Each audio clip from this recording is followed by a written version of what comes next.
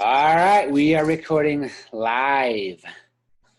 The Get Yes, Right yes. podcast with Jordan, the Manly Man, Manley. How are you, sir?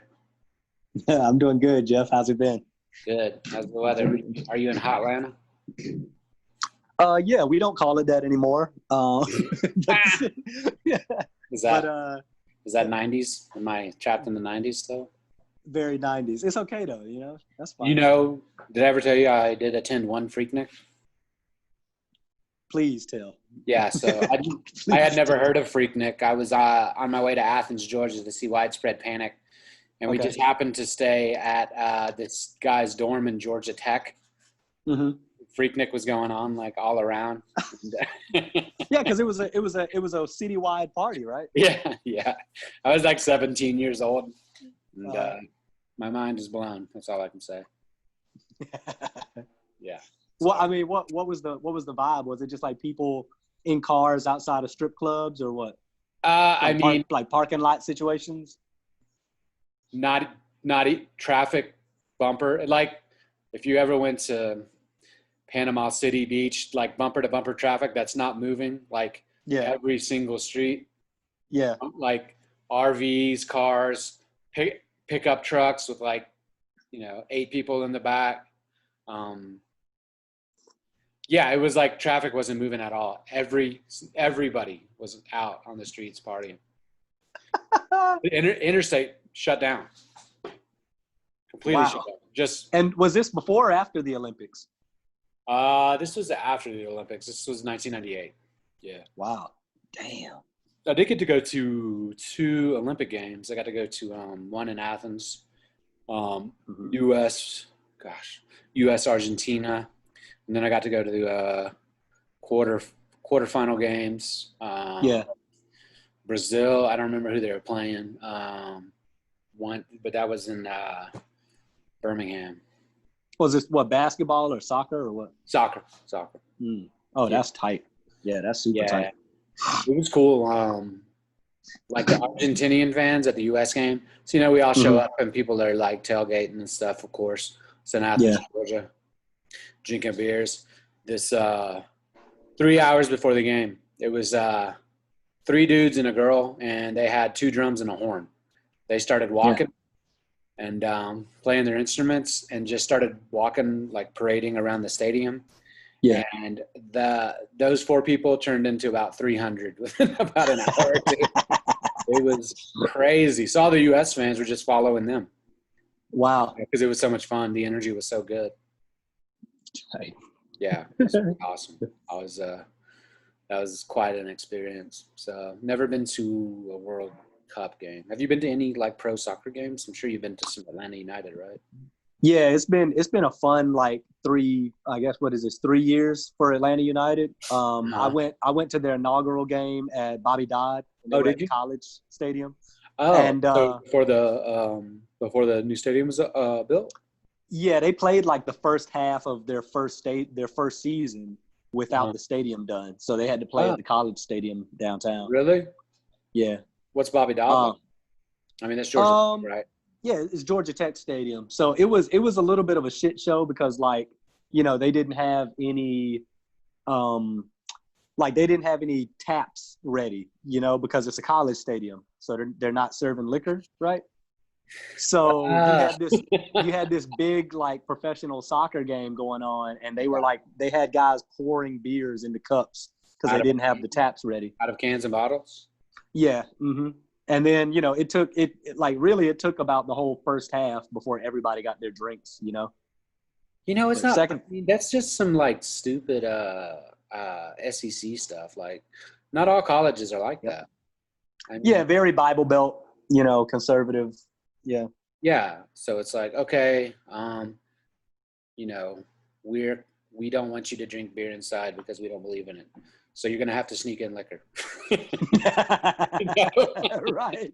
Because, right. Because kids are going to get fucked up kids are going to get wasted at games. Yeah. College kids, yeah. It's a little silly. I don't know. It's very archaic. I think they need to find a better system. Agreed.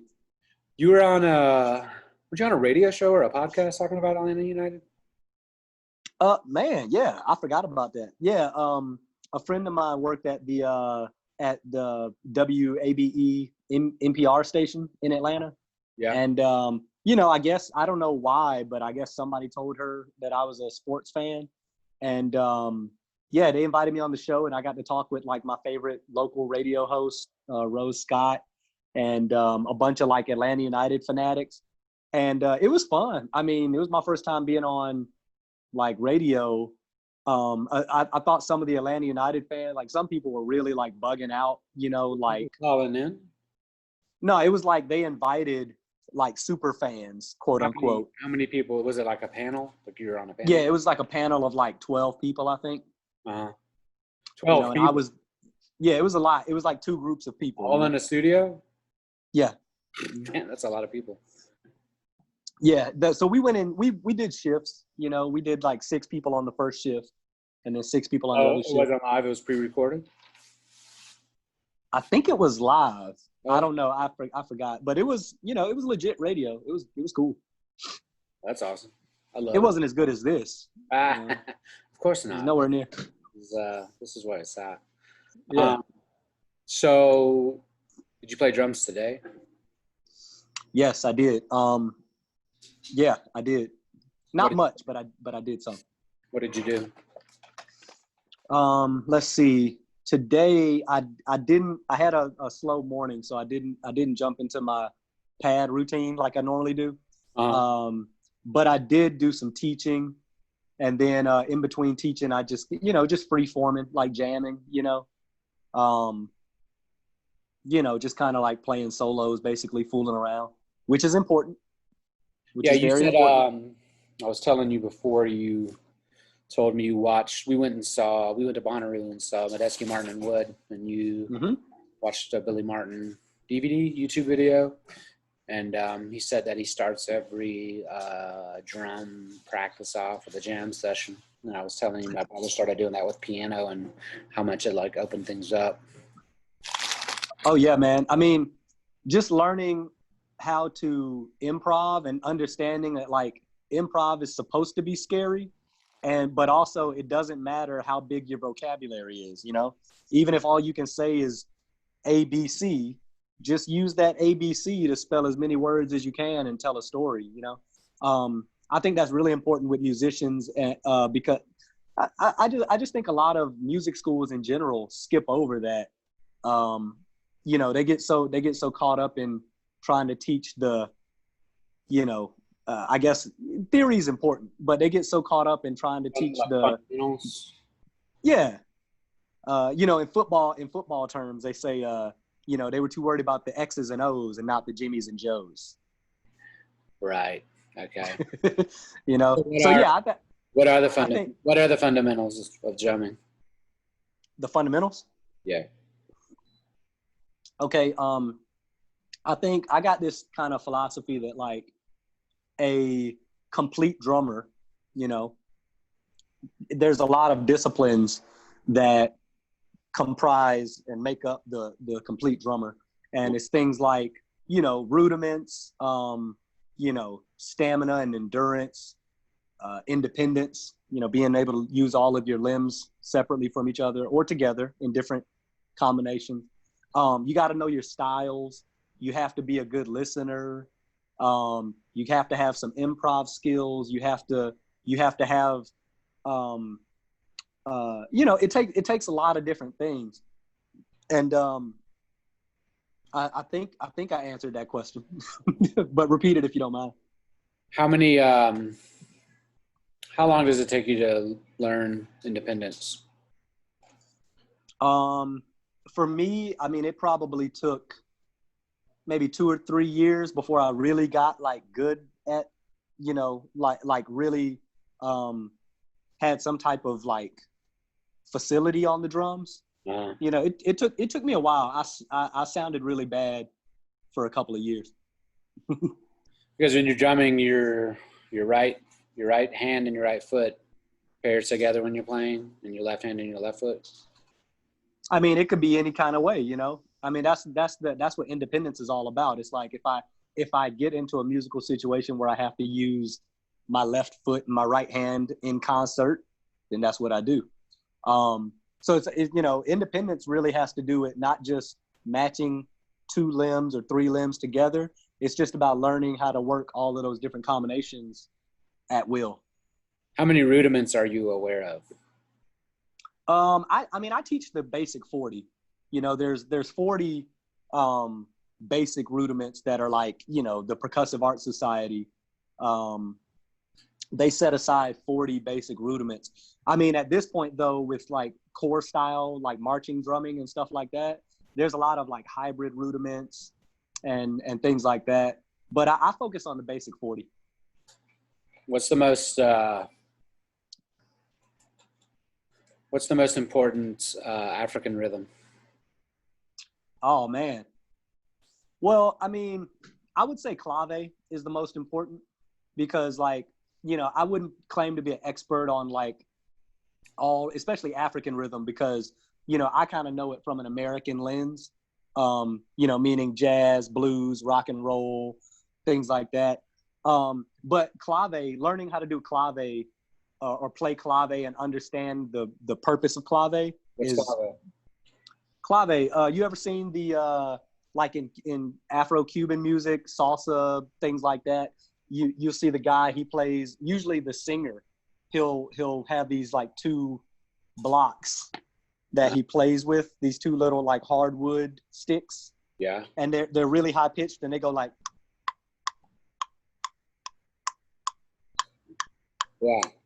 Yeah. So there's like, it's an integral part of a lot of Cuban music and a lot of African music.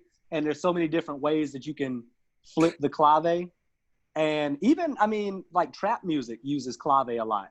That's probably a whole different conversation. But, Clave is the most popular rhythm, out there, really, I think. Is there Latin music that isn't derivative or inspired by African music? Are there Latin rhythms that are that you know of? Maybe I'm biased, but I don't think so. I was recently watching a Netflix documentary, the Cuba Libre story, and like when the thing first started, it's a long series, like 8 or 9 episodes. And in the first episode, I was just waiting for somebody to mention like Africa and African slaves and their contributions before the story started. I'm like, okay, it's coming. Somebody's gonna give them credit. And sure enough, there was this, like white Hispanic dude, Cuban like grandfather, and he had a beautiful monologue about the contributions of Africa in Cuba specifically. But yeah, I think I don't want to take anything away from the Latin heritage, but yeah, rhythmically, a lot of that stuff is derived from Africans. Are you aware of drumming that existed prior to African drumming coming to Latin America? No, I don't think so. I know like the Chinese had cymbal, or not the Chinese, but the Turks had cymbal technology. Cymbals were biblical. There's lots of mentions in the Bible about the crashing of cymbals and things like that. So yeah, percussion is as old as time. It's like as long as people have been making music. I think the first instrument they were using was drums and voices. So there's always been a place, in my opinion. Is rock and roll dead? No,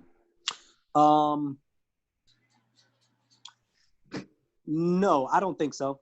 I think the average consumer is music consumer isn't as we're not as used to hearing guitars and bass and drums as we used to. Like when I was a kid, when you were a kid, I bet, when you thought about a band or seeing somebody live, the first thing you probably thought about, even if you're going to go see Run DMC or the Beastie Boys, somebody's going to bring out a guitar or have some drums or there's going to be a bass player there. You know, people played instruments. I think in you know, somewhere around, you know, the 2000s or the 2010s, you know, with the rise of like electronic music and DJ culture and hip hop and things like that, and plus the music industry going bankrupt over and over again, I think it didn't make live instruments obsolete, but it definitely took away it. Even though live instrumentation was kind of pushed to the side for like cheaper business models, I don't think the spirit of rock and roll is dead. You know, I think a lot of these rappers, you know, as much as, you know, I'm a drummer by trade, but I don't hate on electronic music or trap or anything like that, because I feel like those are the rock stars nowadays.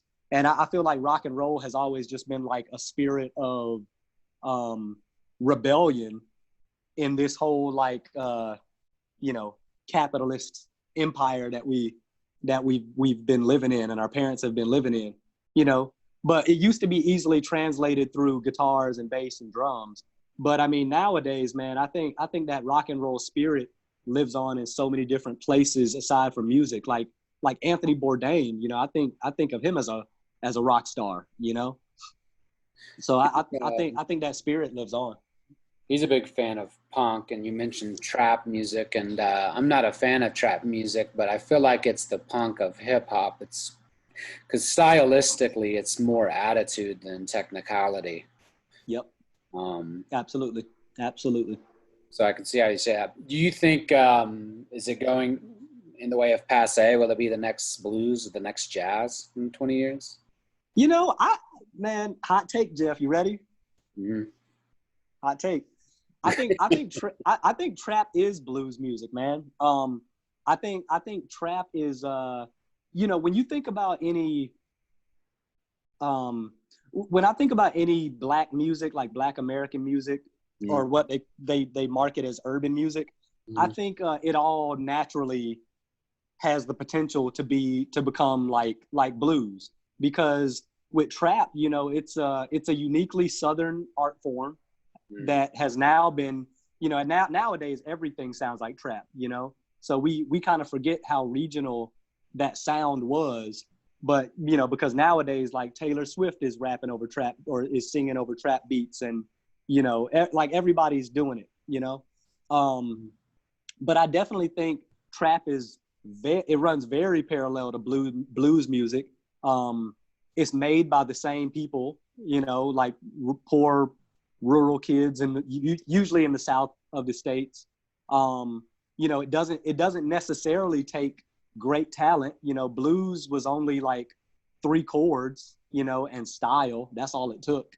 You know, if you could play 1, 4, 5 and have something cool to say, you know, like you were a blues musician. So I think trap kind of carries on that same type of torch of just like, you know, innovating at all odds. You know, you may not have the greatest musical technology or the greatest musical education. You may not be the best writer, but if you got some attitude and you got somebody that's making sick beats for you, and you can, you know, and just like blues, you know, everybody in trap is named Little and Young, you know. So to me, I think of trap as literally the same thing as blues. Do you think, what direction do you think hip hop takes? Will it go more of the progressive producer routes?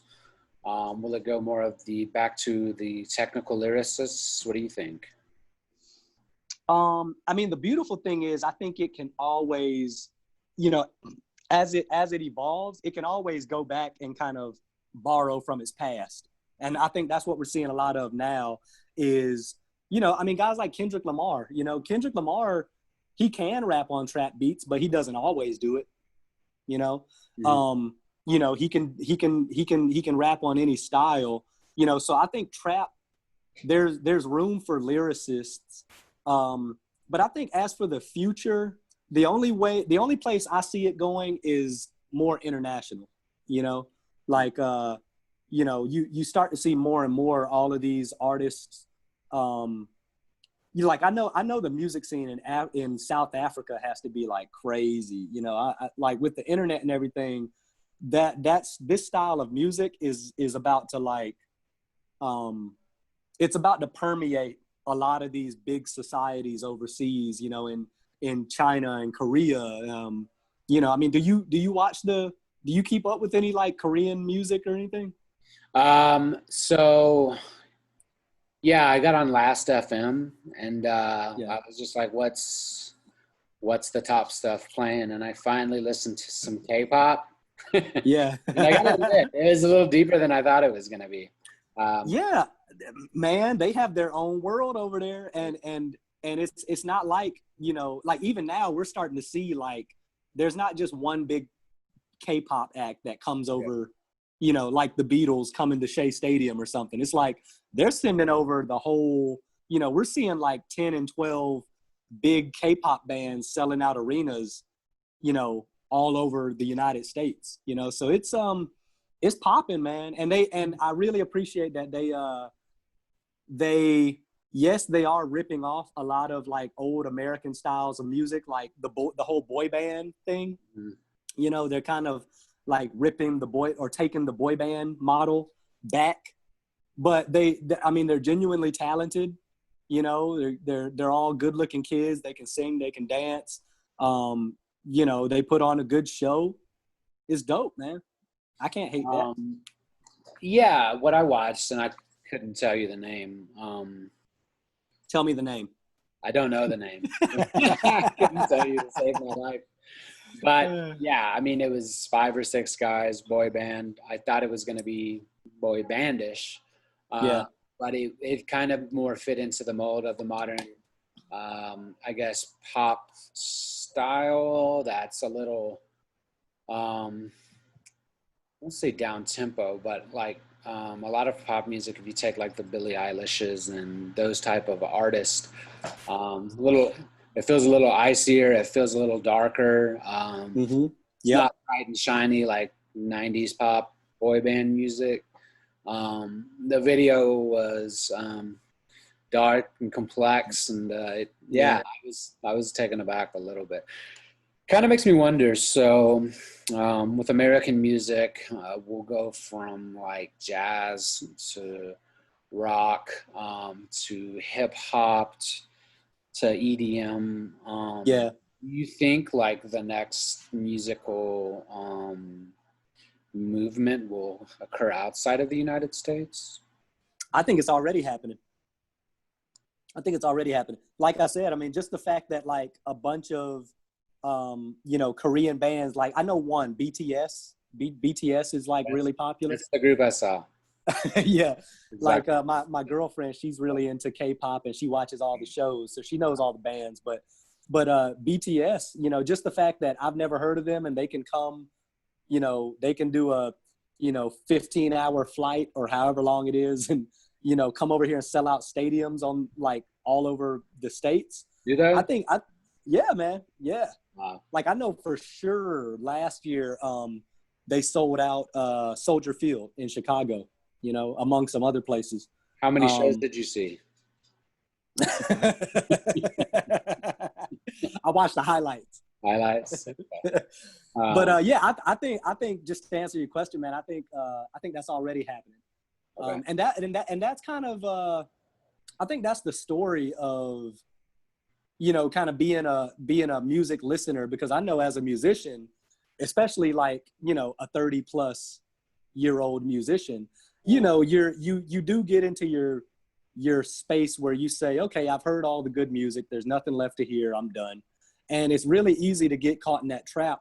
But as a music listener, I always have to remind myself that there's always something new happening, even if I don't think there is.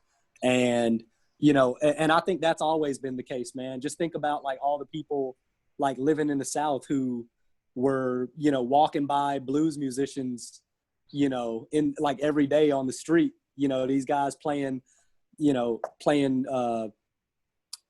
blues guitar with the bottleneck, you know, and stuff like that. And, you know, little did they know that a lot of those guys were, you know, were eventually going to be signed to like, Chess Records or Cadillac, stuff like that. So I think that's important as an American music consumer. We kind of throw our music away like every 3 years, something becomes an oldie, So it's like we're so used to consuming it so quickly and throwing it away so quickly, but there's always new stuff happening. What's your favorite decade of music? Ooh. I'd say my favorite decade is probably, I would say 90s or the 70s. Just because the 70s, there were so many like innovations as far as like electronic instruments and like synthesizers and, and that new technology really informed a lot of the music, for good or for bad. Like there was some really terrible, music like disco and stuff like that in the 70s. But there was also some really good stuff as well. And we also got introduced to like a lot of our big icons, our big musical icons surfaced in the mid and late 70s, like Prince. Whose death affected you more, Prince or Bill Withers? Prince. Only because, Bill Withers was one of those guys that like, he was an adult when he got into the music industry and he recorded what he wanted to record. He got everything he wanted out of it. He got some hits. He got some Grammys, and then Bill dipped. He was like, I'm out, and I got a lot of respect for that. But for somebody like Prince, who was literally like living and breathing the shit, who knows how many albums Prince has in his vault that we never heard of before, and he was into so many different styles of music. He was really one of the first people that showed me that like, oh, like you can do more than one thing musically and it's okay. As long as you got an attitude and you respect the craft, you can do whatever you want. You can play guitar like Jimi Hendrix, you can sing and write like, you can literally write songs for Shaka Khan and then go play guitar like Jimi Hendrix. That's what Prince was doing. And it was like, you can dress like a girl, you can play drums, you can do whatever you want. Prince was, when I heard of Prince dying, man, yeah, that was one that I really had to like take a moment and just be alone, Did he play his last show in Atlanta? Yeah, he did. He played, it was the Fox Theater, which I played recently, man. So that was really special just to like, yeah, I played, man, it's so like well done, dude. Yeah. But I played it with Mattiel. Cool. Maybe 2 years ago. We were opening for St. Paul and the Broken Bones. And, I just had to like take a minute because I didn't know the history of the Fox until like a week before I played it. So I knew Prince had died there, but I didn't know all of the stuff about like, the Fox Theater it almost burned down twice and the same guy saved it both times. Did you hear about that? No. It was something like I think in the 60s, the Fox Theater like was burning down, and like there was some guy who I guess he had an apartment down the street or something, and he was the one that like started putting out the fires and like saved it the first time, and then the second time, which I think was in the 80s or the 90s, the Fox Theater burned down again, and this same dude, I think he actually had an apartment in the Fox Theater that was built for him because he saved it the first time. I don't know. It's a crazy story, but it's part of their history. You should look it up. Is there any chance this guy started the fire both times? There's a little bit of a chance that this guy might have started the fire both times. Got him a sweet pad out of it. You know what I'm saying? Give me ideas. But Prince's last show was at the Fox Theater, and then he died like flying, I guess, back to Minnesota or something like that. So yeah, I've got a few friends who were at that show.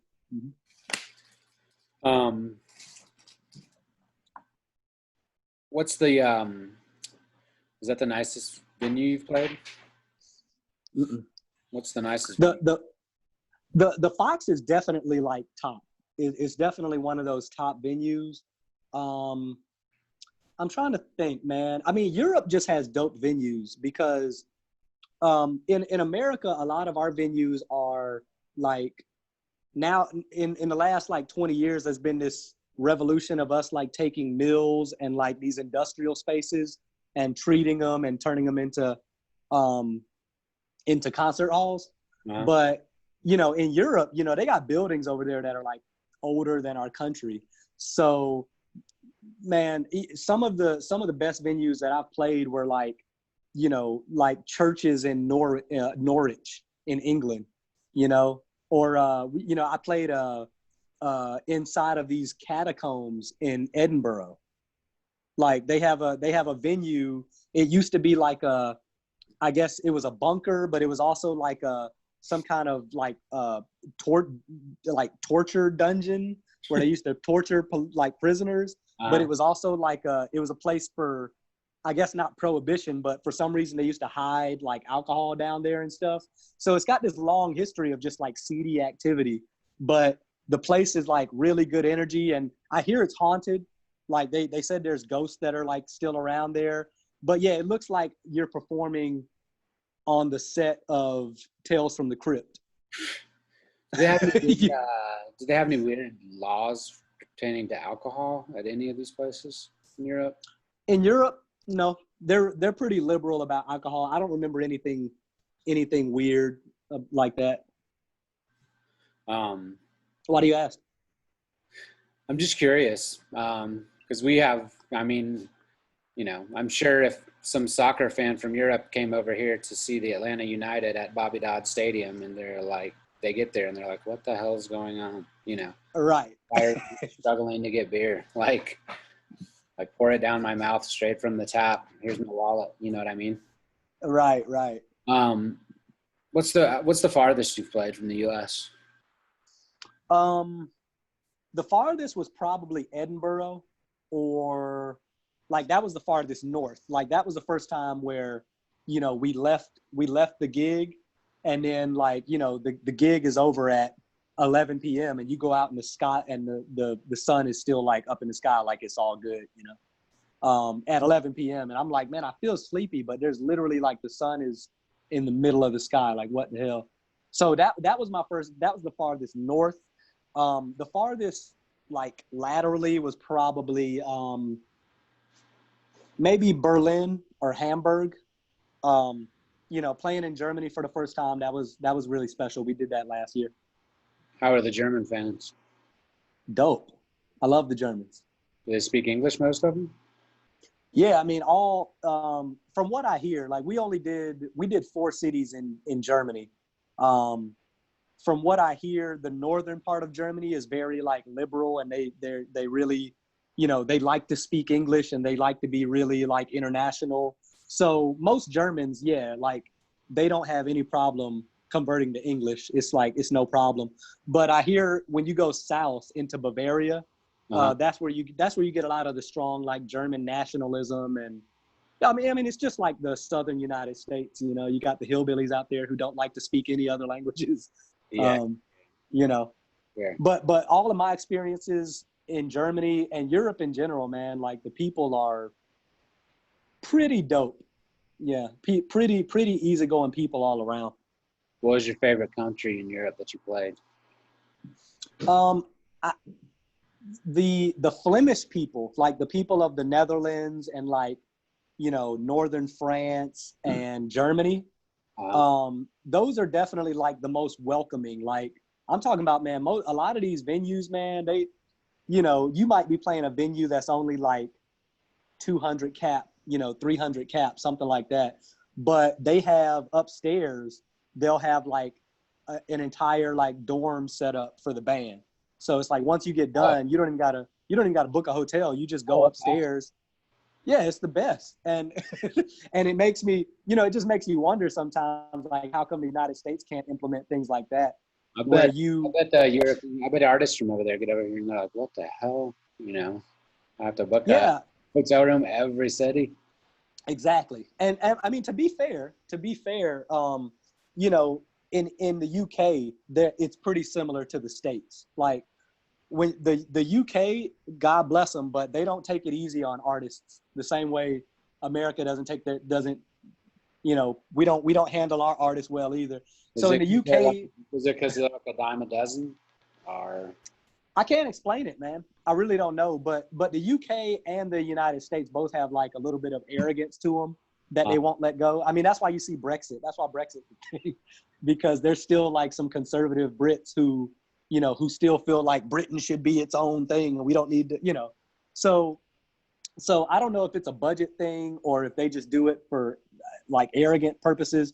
But yeah, Britain is not fun, you know, because a lot of the places you have to like load out like through like tons of stairs to get to the venue. They don't have people helping you load in anything. But when you cross the English Channel and you get into France and Germany and the Netherlands and Spain, man, all of the like the European countries, they do it the best. And they even have like most of these places have a private chef that cooks for you, you know, before the show.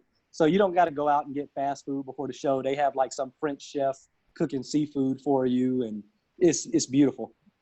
What's the best thing you ate in Europe? Okay, let me adjust that question. I'm gonna tell you the best thing I ate in every single country. Okay.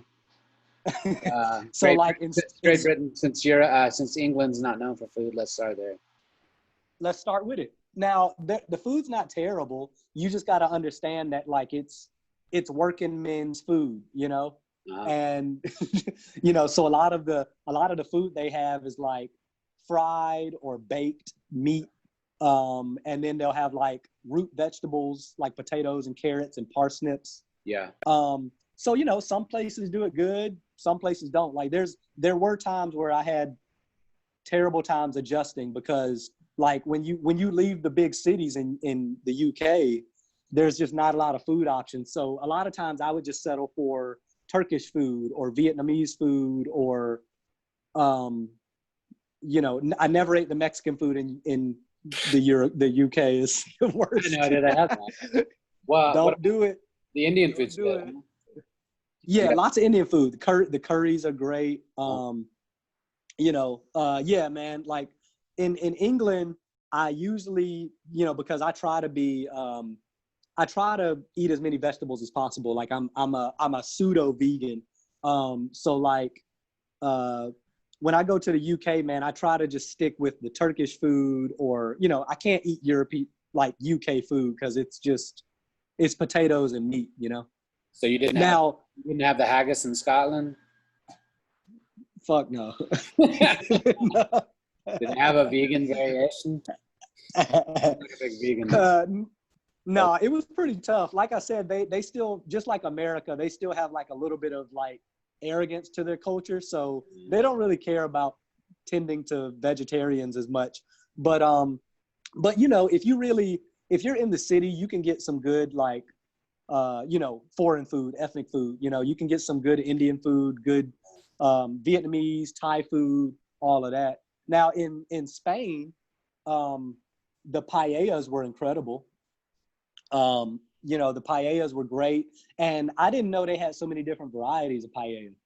Did you know? We had that. My buddy got married in Asheville, and he worked at a Spanish restaurant there. Yeah. The owners are from Spain, and he made that, and I'd never had it before, and it was pretty awesome. Yeah, it was. Mm-hmm. What was in your paella? What meats? Seafood, sausage. Yeah. See, yeah, the ones I mean, it's more like he equated it to like barbecue, not in the way it tastes, but just in the spirit of it. Everybody gathers around. It's cooked out. You cook it outside. You know. Yeah. You can feed a lot of people. You can do it different, various ways. Yeah. There was actually like I think I had 4 paellas in Spain. Like they say the best paellas are in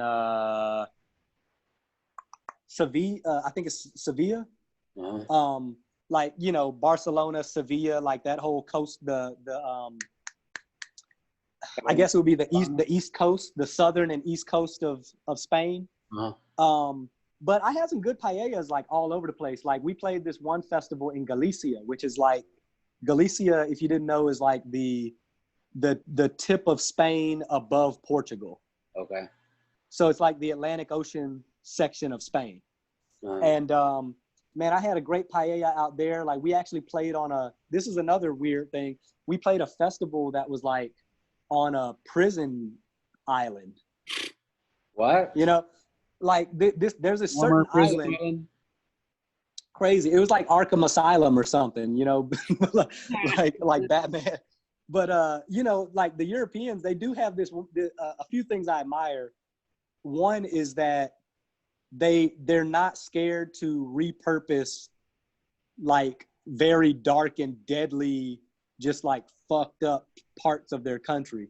So it's like, you know, they don't mind healing places, which I thought was like a very healthy idea. So like there's this in Galicia, there's this private island festival, right? And they sell like 700 tickets maybe, and then they close it off. And from what I hear, like all of the tickets sell out in like the 1 hour, like every year, like all the tickets are gone within an hour. And it's like a really boutique festival. Like they have ferries that pick up people on the mainland and then take them to this island for this 3-day festival. Nice. So we were one of the bands that were part of that festival. And the place is like, you know, it used to be a prison colony during the Spanish Civil War. Yeah. It was during the influenza pandemic, it was a death island, you know, where they sent people to be quarantined and die. Yeah. And then it was also an orphanage island at one point for like orphans of the Spanish Civil War. Oh my God. And I think it was, you know, it had this really like nasty, like fucked up history. Sorry if I'm cursing too much, but it had this really like fucked up dark history, but they repurposed it for this island festival. And they put all of these like really positive images around, and they tell the history of the island. And, you know, it's very like cathartic, you know, but on that festival, once again, they had private chefs going, and I got to see these two Spanish women make paella from scratch. And it was like the most beautiful thing ever, man. And some of the paella is seafood and sausage, but man, they put all types of stuff in there, man. Like I've had paella with rabbit in it. It's, you know, the varieties are crazy. So what's the best thing you ate in France? France has lots of good food. Even the regular food and like just like the snack food in France is like the best shit ever. You know, so like just like having a baguette that's like freshly prepared, or like you know, the sweets, like just the bakeries in France are crazy, especially in Paris. But the best food I had in France was probably this chicken and fries that I ate one time. What kind of chicken? It was just baked chicken, just baked chicken. Really? Yeah, it was like the best baked chicken and fries I've ever had in my life. And it was just, you know, I think I mean, you might be able to speak more on this being a foodie, but the French, their culinary like legacy, they uphold it so strong that even simple things, even things that are like throwaway food, like, you know, making chicken and sliced potatoes becomes like a world-class event, you know? Yeah, we discovered like steak frites like a couple years ago, and we were like, holy steak frites. Oh my God. You know what I mean? It's so simple. Mm-hmm. We were like, where has this been like all our lives? It's right. So good. So what's next for you? You got playing with Mattiel, also playing with the Lightning Orchestra. Yeah, man, I'm actually it's a very exciting time, man. Like as crazy as things are with the COVID pandemic that we're in, it's an exciting time because, you know, I'm a touring drummer with you know, a really exciting band that I like. Mattiel, you know, it's a great band. Like she's a great singer, and I feel like everybody involved is like really skilled and refined as like songwriters and just like musicians. You know, there's no weak links in the crew, which is always a good thing as a musician. You don't really want nobody wants to have the dude in the band that you got to like drag along and like teach him all the shit. Yeah. So whenever you have guys in the band who can like play multiple instruments, like everybody writes songs, it just makes everything better. So the Mattiel stuff, whenever touring opens back up, whenever the world opens back up, I'll be getting back on the road with her. But also Lightning Orchestra. We got signed right before the pandemic. So we're kind of like the last band to get signed on Earth before before the apocalypse happened. Yeah. So that's pretty exciting because even though we don't get to tour, we still get all of the perks of, seeing our radio presence in the UK and stuff like that. It's really exciting right now, man. What is the state of music industry as far as touring right now? What have you heard? The only rumors I've heard, I've been seeing the Strokes were the last bands that I've seen that are kind of holding on to their tour dates and they're slowly still canceling stuff, but you can tell they're still trying to get back out on the road. In the U.S. or where at? In the U.S. Okay.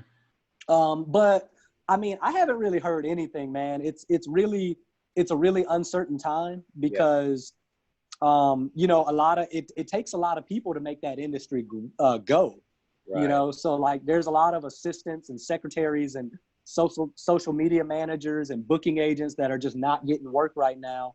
Yeah. So yeah, it's very uncertain, man. And I don't know when things are supposed to open up. I just know I don't have dates yet. So in the meantime, I'm just focusing on creating music and recording as much as possible, and just kind of going inside when I can't, since I'm limited as far as going outside and meeting people. So now it's just been a time of me going inside myself. Do you think there will be a shift away from a promoter driven industry, or do you think that'll change at all? Will there be more artist to venue without the middleman? I don't think so. Just because the middlemen have such a hold on the industry. Most of the music industry is middlemen. Right. If there was no middlemen, it would just be music. There would be no industry really. But I think there are things have you heard of the, I think it's called Superphone. Have you heard of that? Mm. Superphone's pretty cool. Ryan Leslie, popular hip hop producer, he invented it, and it's this technology where basically you can make a fake phone number or a surrogate phone number. You give your phone number out to people, and then you can basically have these ongoing conversations with your fans and provide them with exclusive content and exclusive info. So yeah, I know there are several artists right now that are booking tours through Superphone. So I think that's pretty cool. The only thing is you still have to have for most artists, you still have to get to a point of having some major label recognition before you can actually give away your phone number and actually have it mean something, Yeah.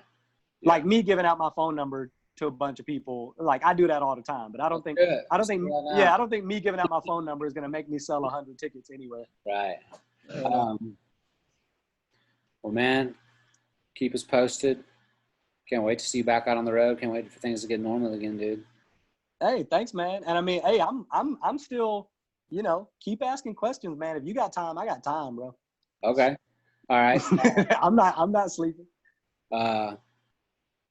John Bonham or Keith Moon? Bonham.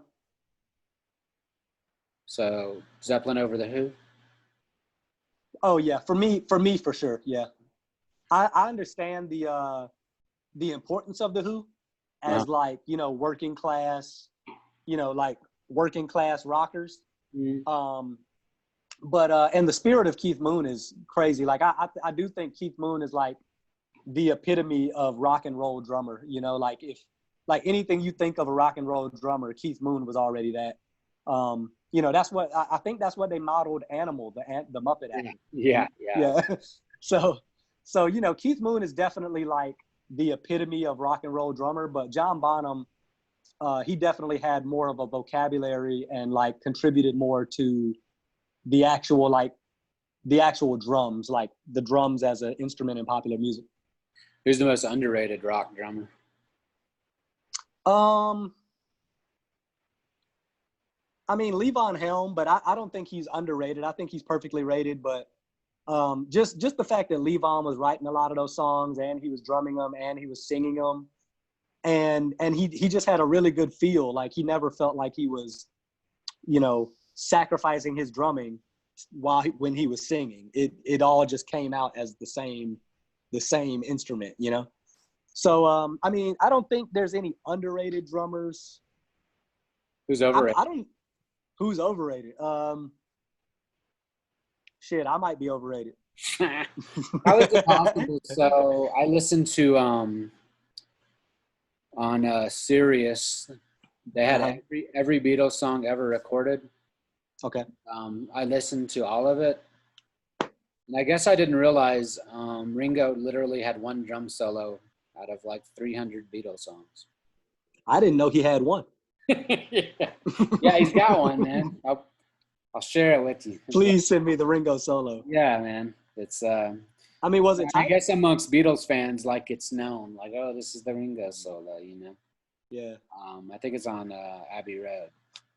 Yeah, and I mean, I just want to be the next person to step out and like shield Ringo because, Ringo, I mean, I don't really like his songs. Like all the Beatles songs that he wrote are like probably my least favorite Beatles songs. But I think just the fact that Garden, come on, brother. I hate that song. but just the fact that he had the presence of mind to not get fired from the Beatles, and I think that says enough. Yeah. Plus, who knew any? Really. I mean, there weren't a lot of drummers that are well known. Right. So I don't condone the Ringo hate. I think he was perfectly rated. I mean, he was the fact that he did anything to like a band that great. So, Exactly. I mean, yeah. Because the Beatles fired 2 drummers before him, I think. Yeah. There was one dude who could have been Ringo, but he fucked it up. Pete Best. Pete Best. Cautionary tale. Yeah. Yeah, nobody wants to be Pete Best. God bless his soul. He's probably a nice dude, man, but nobody wants to be like that, God, have you met any musicians who have you met any musicians that were in the Pete Best situation that were like with a band that then blew up? Damn. I have to know one, but I can't recall right now. Yeah. I mean, and that's one of the well, I mean, I won't touch on that, but there's like for someone's name, but like, I mean, it's always a roll of the dice. Yeah, because you never know, and especially as a drummer, because it's like if you're not involved in the songwriting process of everything, then you're always kind of like realistically, from a capitalist perspective, you're always disposable. Yeah, it's like you're always disposable. Yeah. So your whole job is just to like make yourself indisposable. Right. That's the. Ooh, great question, Jeff. I mean, just from my experiences, man, the way that you can make yourself indisposable are things like show up on time, do what's asked of you, to the, within reason, do what's asked of you, don't ever let your ego or your image of yourself take over whatever role you think you play in the band, or at least don't let the other people know that. I once heard Howard Stern say that 90% of his success was due to just doing what was expected of him. Wow. Because so many people don't. They have to be told, But because he never had to be told, like he got away he was able to push the boundaries and push the envelope and call his own shots. You know what I mean? Wow.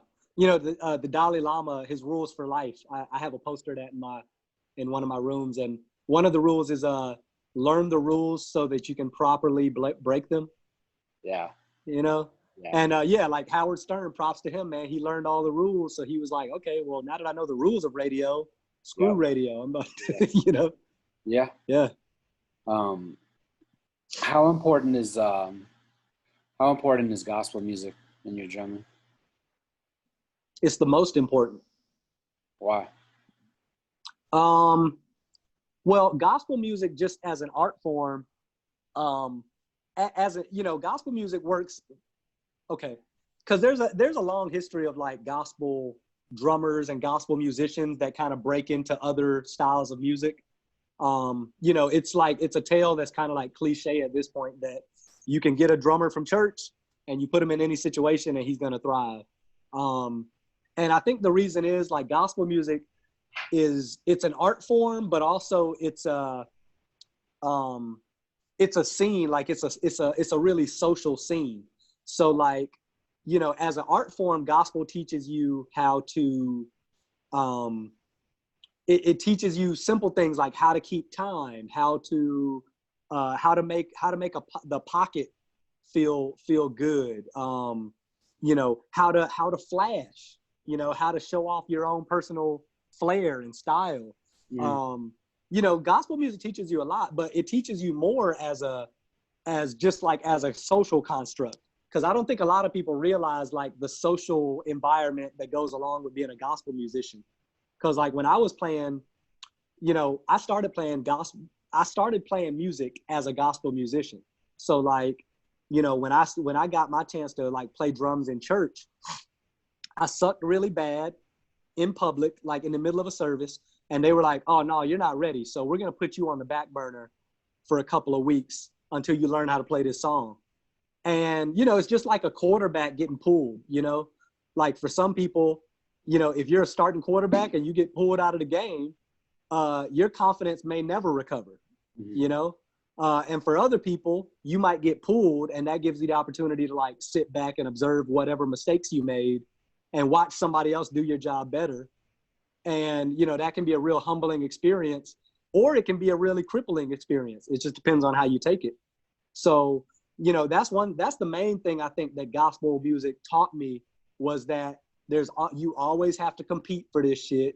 You know, there's always somebody behind you, or, you know, literally on a drum set, you know, you'll be playing drums and there's like some dude behind you sitting in a chair. Oh my God. You know, waiting for you to, you know, mess up, or just waiting for anything to happen. Like if you got to pee, he's ready to get up there and play the next song so that he can keep the job over you. So yeah, I mean, and this was like, I'm talking about, this was when I was 12, 13 years old, you know? So just like gospel music really teaches you socially how music works, you know? So I think a lot of people got that misconstrued, that like learning gospel music is about, you know, yes, it is about learning chord theory and, you know, learning different rhythmic ideas. But I think the most important thing is just learning all of those, getting the mental toughness that it takes to be a musician in a church. Yeah. What is the how does the church culture respond, or the gospel culture, to musicians who go out and play secular music? Is it so common that it's not a thing, or is there a stigma? I remember there used to be a stigma, because I mean, my mom was a minister. Yeah. And I know your dad was a minister, right? Yeah. Right. So, you know, my mom's a minister. So that dark cloud, like during those days of Stereo Monster, right, you know, you got to remember, I definitely had like a cloud over me, right, a judgmental cloud, you know. Yeah. A lot of those times I was like hanging out at the studio at Zach's house recording albums. You know, I mean, I was fresh out of my mama's house, so she didn't know what the hell I was doing, you know. Right. So I think there used to be a stigma for it, but now I think it's loosening up a little bit more. Like, you know, like most things in in the church, like in the Southern gospel community, they've gotten a lot more lenient. So now it's no thing for a lot of drummers or musicians to play secular music so they can pay their bills, but then they can also come to church, because, they know musicians aren't really paying attention to their sermons. Like, most of the times when we get done playing music in church, we go in the corner and we're just like joking and goofing off with each other while everybody else has a spiritual experience. Right. Our spiritual experience is playing the music and like serving as like that type of conduit for the people. But once that job is done, most musicians I used to hang around, we weren't really listening to the sermons. We were just like fucking off in the back. Is there a gospel drummer that just stayed in gospel that's really well known? Yeah, there's a few. I mean, there's like Marvin McQuitty. Who else? Dana Hawkins was a big influence on a lot of guys that grew up in the 80s and 90s. Like, there's actually a lot, because you got to remember, man, like in the 90s specifically, there was a big, a lot of these big mega churches had their own record labels, or they were like, kind of like married to record labels, kind of. So the same band you heard on those gospel albums, like T.D. Jakes' albums, and like all of these guys who are pastors and musicians, Fred Hammond, John P. Key, guys like that, they were using the same band that was playing in church at these mega churches every week. Okay. So yeah, that's not uncommon to see a lot of, there were lots of guys who were playing exclusively gospel music. But in the early 2000s, especially with the rise of like hip hop, a lot of those guys got work playing hip hop or playing rock and roll when there wasn't any work in the gospel industry. Is it easier to play hip hop or rock and roll?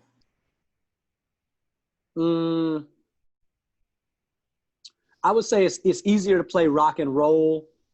You're talking about as a drummer, specifically as a drummer. Yeah. It's easier to play rock and roll just because rock and roll is so parts based, like rock and roll, you kind of get to, after a few shows, you kind of get into headspace where you're not even thinking anymore. You have the set almost memorized and you're kind of just going off of like your muscle memory. Uh-huh. So with rock and roll as a drummer, you might have 2, 3, or 4 different drum parts in a song. And okay, after 16 bars, I got to play this way. And then after 8 bars, I go back to playing this way. And then for the bridge, I play this way. And then it just becomes like theatrics, just like looking, having fun, like, doing stick tricks, telegraphing that energy to the crowd. But in hip hop music, I only say hip hop music is tougher to play because you actually have to like listen to the lyrics that are going on.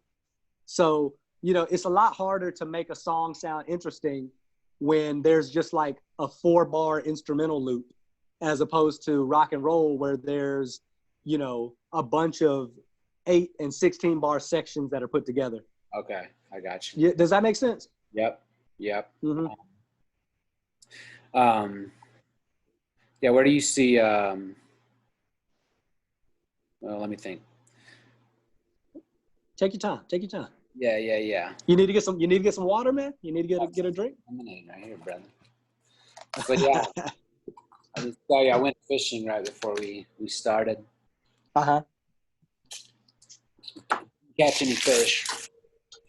Somebody might have caught a buzz and did break a record and spent $30 at Taco Bell. Whoa. Yeah. Whoa. Yeah. What'd you do? Buy stocks at the drive-thru? About half of Mexico. So yeah. What's the most difficult time signature? They're not any particular difficulty.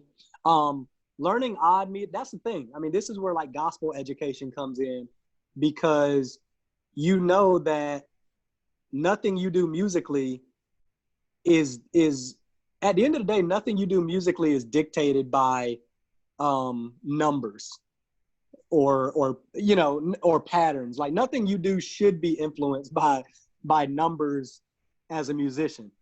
The thing that's most important is, does it groove, you know? So like, and that's what you learn. That's what I learned as a gospel musician, is like, no matter what you're playing, even if I'm just, you know, playing cymbals, you know, on a ballad, it has to have like some kind of groove or some type of like visceral. Yeah, it's got to have some type of visceral message to it. And it doesn't really matter how many notes I'm playing or how many notes I'm not playing. What matters is the visceral connection that I make through my playing.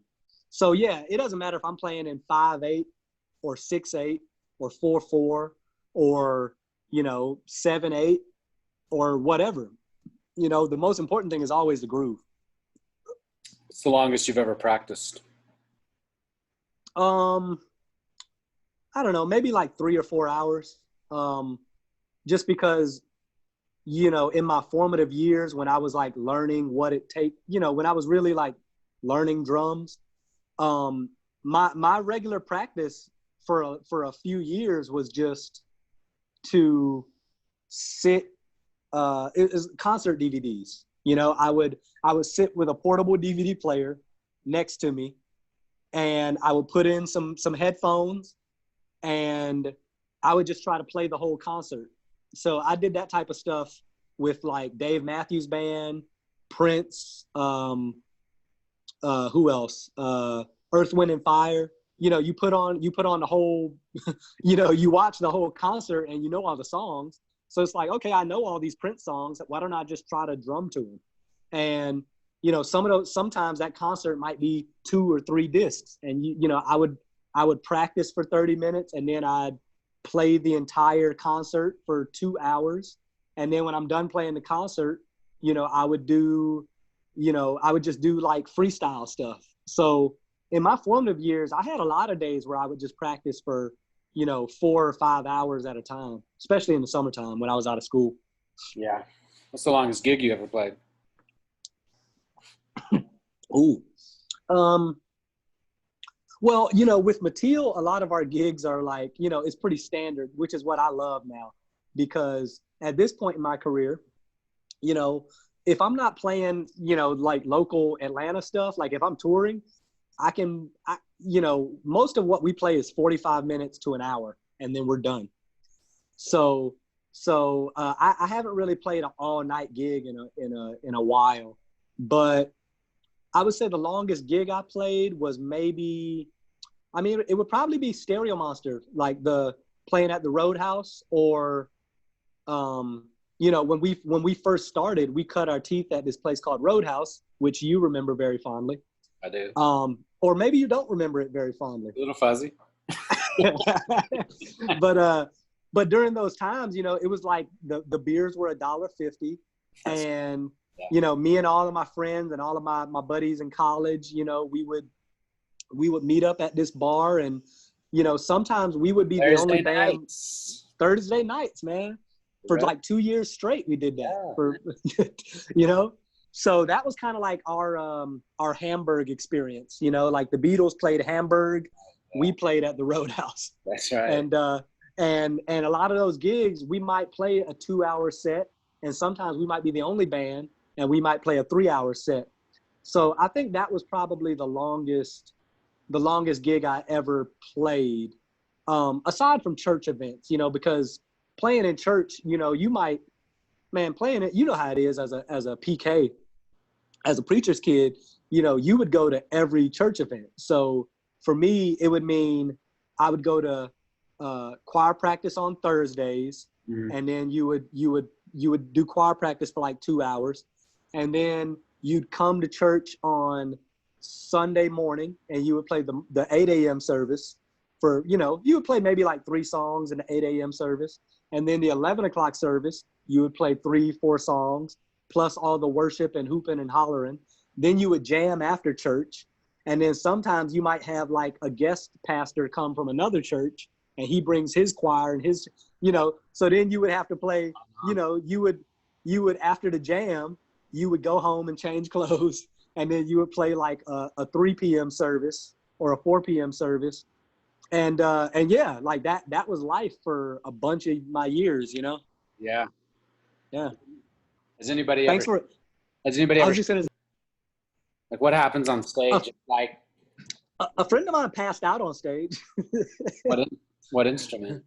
He plays trumpet, so I can't really give him shit because, you know, it's easy to lose your breath when you're playing trumpet. God. Where was he at? Do you know? Somewhere in Atlanta. I think he was at like Smith's Old Bar or the Earl or something, or maybe the center stage. But yeah, he'll tell you himself, man. You know, I think he just smoked too much, and then he's also a nervous guy. And then he got on stage blowing trumpet, like, you know, in a ska band. So, you know, the register, you're playing like all the high notes. Yeah. And yeah, he just it became too much, and he locked his legs and blacked out. It's crazy. Like Poor guy. Like Joy Division, the lead singer used to have this epileptic seizures because of the clicking of the drums. Whoa. Yeah, so he killed himself before their first American tour. I don't know if that was why, but I would assume it had something to do with it. Yeah. Yeah, Ian, what's his name? Ian Curtis? Yeah. Yeah. I think Yeah. so. Mm-hmm. Yeah. That's wild. Yeah, you listen to them at all? I only know Joy Division from the Killers cover, Shadow Play. Okay. But yeah, all of my friends tell me I need to get into Joy Division. It's kind of sacrilegious that I haven't gotten all the way into them yet. I am a fan of New Order. I like New Order. Yeah. You know, which was, I guess, the leftover members from Joy Division made New Order. Right.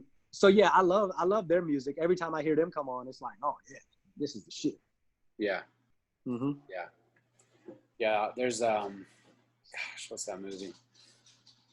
Control. No. There's a the movie about Ian Curtis? No, it's a movie about the guy that owned the record label that all those bands were on.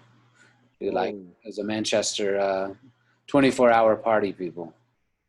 That's the name of the movie? Yeah, you should check that out. It's pretty awesome. 24-hour party people. 24-hour party people. Yeah, it's about the guy that owned the record label that all those bands were on. It's pretty awesome. Tight. Cool, man. Well, I'm gonna wrap it up. We'll take these dogs out, but yeah, we'll let me know when you got something going on, man. And, yeah, I mean, you know, first of all, man, I admire you, and thanks for letting me be a part of this and give my my little oral history.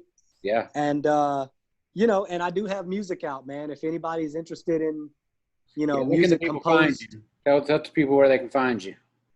I mean, I'm on the internet, so you can find me on Instagram at Snare Jordan Rocks. All right. That's my Instagram handle, and that's really where I do most of my my advertising and my public, you know, figure stuff. Yeah. But I'm also on Spotify. Last year I released my first self-titled album, me as a composer and drummer.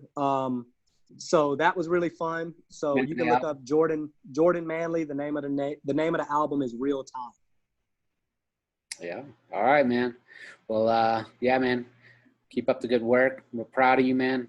Can't wait till you go back on tour. Hey, me either, man. Let's hope it's sooner than later, man. And you take care of yourself, bud. All right, brother. Later. Peace, dog.